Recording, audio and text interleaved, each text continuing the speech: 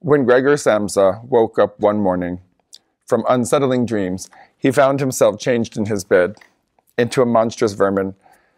He was lying on his back as hard as armor plate, and when he lifted his head a little, he saw his vaulted brown belly, sectioned by arch-shaped ribs, to whose dome the cover, about to slide off completely, could barely cling. His many legs, pitifully thin compared with the size of the rest of him, were waving helplessly before his eyes. What's happened to me, he thought. It was no dream. New York City remains the epicenter of the AIDS epidemic in the United States, and we have more cases than Los Angeles, Chicago, San Francisco, Miami combined. There has been a shift in how people with HIV are viewed by the public health system, by the criminal justice system, and by broader society to a certain extent. In the earlier years, it was tragic. There was sympathy. Yes, there was judgment and all that. That's, of course, still there. But there was a certain amount of sympathy because people with AIDS were seen as they were going to die. They were going to die this awful death, and then they would be gone. Well, with the introduction of combination therapy, we're not dying the way we were then. The understanding about what a diagnosis means is different today. And instead, we are being seen through the prism, through the lens of our potential to infect. We are being seen as viral vectors, as potential infectors. That's how we're defined. First and foremost, we are a potential infector. And that is how the system is increasingly dealing with the epidemic and with people with HIV. I think it is very dangerous, and I think this is a very scary time for people with HIV. They're talking about stigma lessening, when anyone with HIV who's been living with it for a number of years knows that the reverse is happening. Stigma is getting worse. It is more difficult and more dangerous to disclose. There are more threats to people with HIV. And fear of casual contagion. Stigma is also prejudgment. Stigma is marginalization. Stigma is othering. I am HIV positive. I was born with it, so I got it from my mom. Don't get me wrong, at first I felt like shit, you know what I mean? I was like, wow, damn, I'm HIV positive, you know? I thought a whole bunch of things, like, you know, who's gonna hang out with me, who's gonna be my friend, who's gonna love me, you know, who's, you know. I think if you're born with it, you probably get more of a oh baby cry, you know? Whether if like you caught it, like somebody's like looking at you, oh, well, you were dirty, you know, but I don't look at it like that because, you know, it's not like they was asking about it. It's not like they just got up one day and was like, oh, you know, I think I'm gonna catch HIV today. And then, you know, boom, they got AIDS and stuff. So I remember going to a conference and meeting other people they were affected by it, but they got it, you know, through behavior. And I remember meeting them and hearing their story, how they got it and how they felt about other people giving it to them. And I felt like, wow, I never want to, you know, feel that way, like put that burden on someone. One song. There was fear, of course. The worst news just came true, right? So how am I going to be this person? Am I going to be this kind of this outcast, this Hester Prynne type of person, you know? Is everybody gonna know me as the friend who now has AIDS? What was his name again? Oh, something with a B. You know, I was nervous that I was going to be overwhelmed or consumed by this, that it was that it would make me lonely, that it would be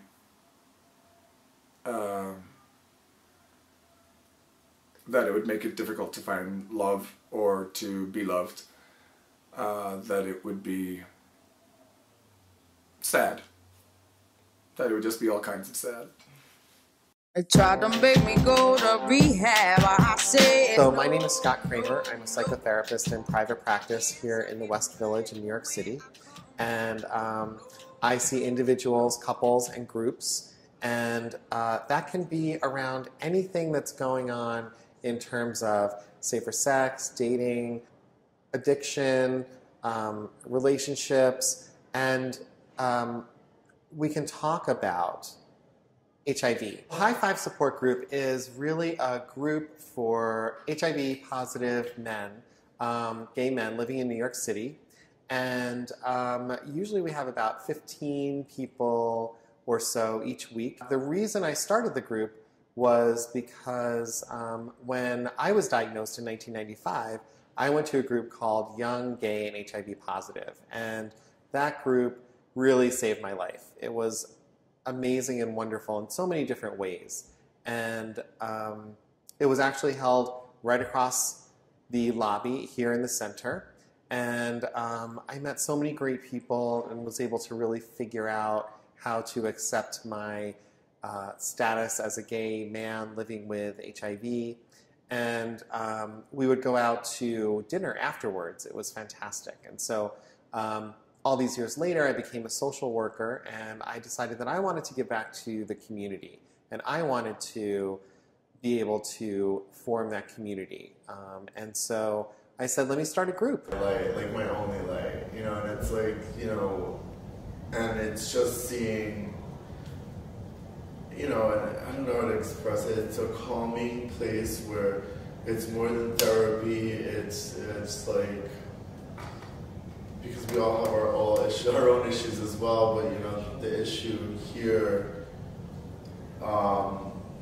it's just a great way for me to open up, and it helps every other aspect of my life, basically, because this is one big thing that's preventing me from living my life right now.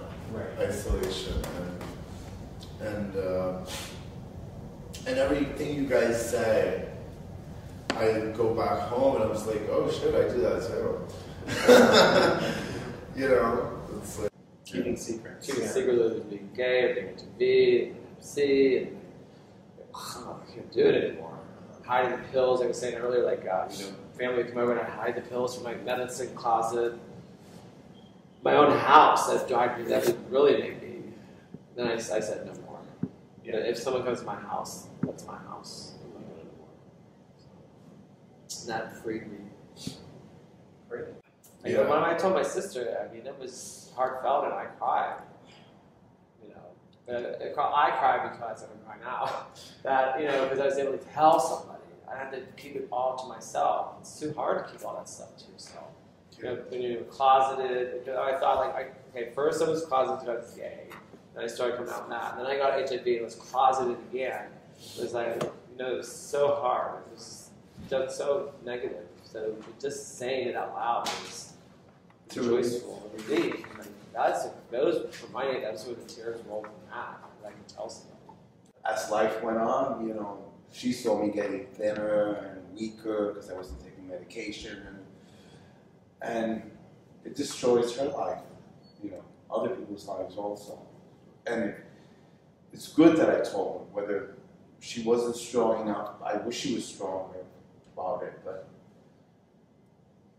it can ruin lives, but it can also help lives. You know? Most new transmissions come from not from people who've been tested and know they're positive. They come from people who are positive and don't know it, who haven't been tested.